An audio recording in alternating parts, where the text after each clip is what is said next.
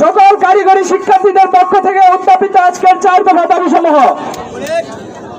দাবিসমূহ 1, প্রকৌশল অধিকার আন্দোলন কর্তৃক ডিপ্লোমা প্রকৌশলীদের প্রকাশ্যে গুলি করা এবং জবাই করে হত্যার হুমকি প্রদানকারীদের সর্বোচ্চ শাস্তি নিশ্চিত করতে হবে। দাবিসমূহ 2, বিএসসি ইঞ্জিনিয়ারিং শিক্ষার্থীদের অযৌক্তিক 3 দফা দাবির পক্ষে পরিচালিত সকল কার্যক্রম রাষ্ট্র কর্তৃক অবিলম্বে বন্ধ করতে হবে।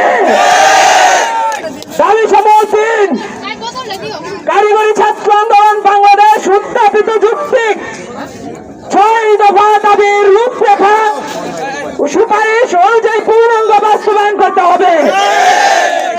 দাবিসমূহ 4, ইঞ্জিনিয়ারিং চ্যালেঞ্জ এডুকেশন চালু করতে হবে।